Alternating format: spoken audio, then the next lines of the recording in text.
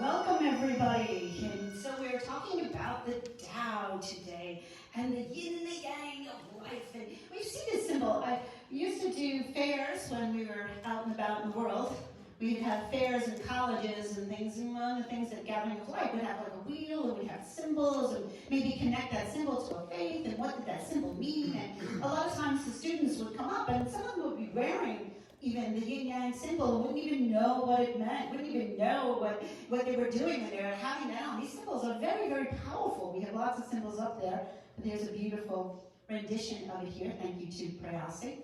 And you can see you have the contrast of everything in the universe all in one, but it's all moving and it's flowing. And in the yin is the yang, you see little eyes, and in the yang is the yin. And you have that flow of life and getting into that flow of life. But the Tao is all of it. Wow! So let's just give yourself a stretch and just really feel the Tao. Whoa! Yeah, let's move with the Tao. Now move the other way. Whoa! Yeah, get in with the Tao and recognize it. That's it. And we want to notice I'm planting my legs too, because I want to get some of the earth in, and I want to feel that energy and move our bodies.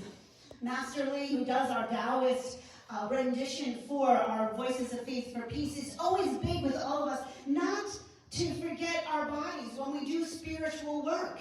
Right? We have to remember to do that whole complete picture of ourselves and our beingness, and to really bring our body into connection with our spirit and with our spirituality. And I have to confess that I have been neglecting my body through this pandemic and being home and kind of being indulgent a little bit and not really taking care of myself. So I'm putting this out there to all of you.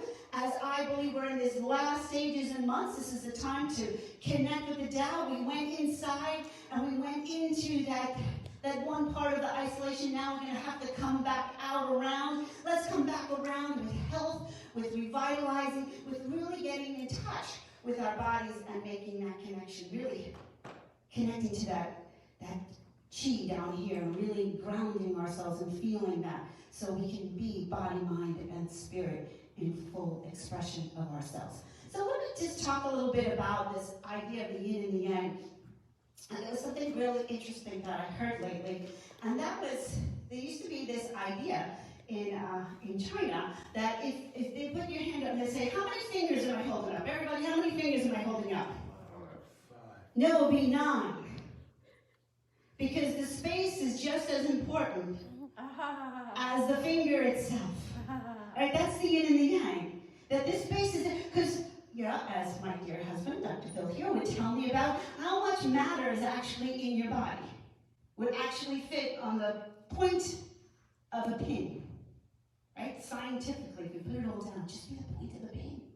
So that space is just as important as the fingers itself. And as people connecting spiritually, we want to know that's the yin. The yin is the emptiness. Right? So a cup, the outside of the cup is yang, but the inside is the yin. And without that empty space, we can't fill it up. The cup is useless if we just had it all full. So we need this, both sides of it, but we have to be in touch with all of it. And I'd like to kind of use these words today, of using our yin and our yang, and not in a negative sense, but just in an idea of understanding, and making different choices today based on yin and yang, and at the same time, trying to just be in the flow of life. Because a big part of Taoism, too, is the Wu Wei. Right? And the Wu Wei is effortless being, effortless doing. Right? It's not doing because you're doing in effortless, you're just in the flow of creation, the flow of the yin and the yang, of the space and the form, and you're just continually flowing in that. And that's Wu Wei. Wu Wei. No effort. No effort. But there's a lot of doing in Wu Wei. The universe works on Wu Wei. It doesn't have to think about what it does. Right? So we want to be in this flow of yin and yang. We want to be in the flow of, I'm assuming. Do you guys want to be in the flow of the yin and yang? You want to be in the wow of the universe? You want to be in that wow connection? Yeah. Okay, so I got some yays in here, because we only have a few of us in here, but I hope all of you out there are saying to yourself, yes, I do. I do. Help me to know that. Well, I'll help you to know that in thinking about choices that you make. Would you rather be in wisdom or in woe? Wisdom or in woe? In every circumstance of my life, I can be in wisdom or in woe. Because even in the hard places of life, there is that eye of saying, well, what can I learn from this? What is this teaching me? I'm in the flow of life. It's just part of all the things, and everything is going to come together, and the picture of what all of this means will be shown to me as I just continue to move. You see, the Tao is movement. The universe is movement. It's always moving. We're asked not to stay stagnant. Do not look at the past to determine what you need to do in the future for yourself, personally. If I want something changed in the future, I should look to somebody who has something that I want and learn from them rather than trying to figure it out from the past of what was there before. It is what it is. It is what it is. I don't want to change it, but I'm not going to let it defeat me, and I'm not going to let it redefine me over and over and over and over again. I want to stretch and move with it, allow it, and move with it. There's a story of a Taoist monk that fell into a raging river, and he even fell down the waterfall, and he came out of it unscathed. People said, that was a miracle. How did that happen? You must have some magical powers. He said, no, I didn't ask the river to move with me. I moved with it. And the river just carried it through, and you become like the river. You become like the movement of life to allow spirit to flow through you. And you accept and recognize the duality of life without trying to complicate it and concretize it and understand it all over and over and over again. So wisdom, life flows, flow with it. Life flows, flow with it. Can I ask myself that question in whatever is going on in my life and allow that beingness? They say in recovery, acceptance is the answer. I maintain serenity when I can accept people, places, things, situations as being exactly the way they're supposed to be in this moment. Our heads don't go to this moment. Our heads go to the future, and it's always going to be like this. That's not the way the universe works. No matter what, no matter how long, no matter how much you've been striving and getting through it and thinking that you're just walking through glue, that you really can't get moving with it, just be with it. Allow it. It's sticky, but reach into the flow of life. Reach into the water that's pushing you.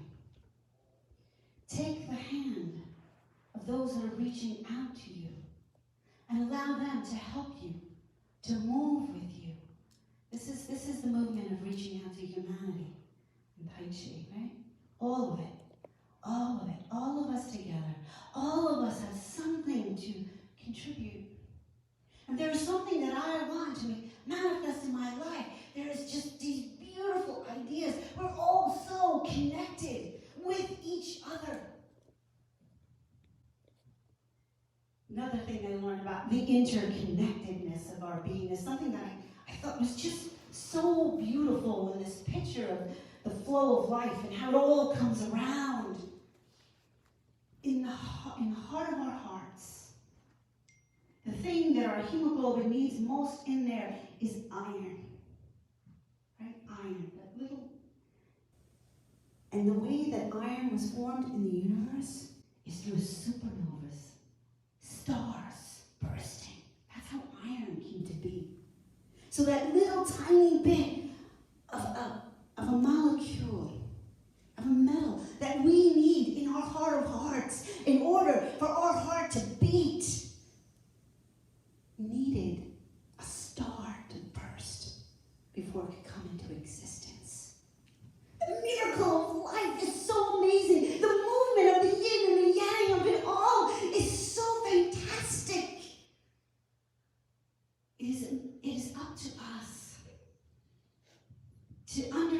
that wisdom is out there, and we can connect to it, and that it is always growing and changing. As our hearts change, so do our minds change. The piano, beautiful piano, has a way of music that is so intricate that actually changes the way our brain functions because of the different ways. When you play classical music, it actually enhances brain function. But the piano didn't exist before the 1700s, right? So our brain weren't even capable of thinking that way, of firing that way, until something new was created. And now with computers, this way the computer language is opening up our brain function even more. We are reaching the stars. We are reaching out through galaxies, and we're reaching in to the minutia all at once. The yin and the yang, reaching out and reaching in and moving with it all. This is the spiritual journey. This is the magic that awaits us all. The question is, are you willing to go with the flow? To take it in and let it go. To take it in and let it go. May the Tao be with you. And so it is. So it is. Amen.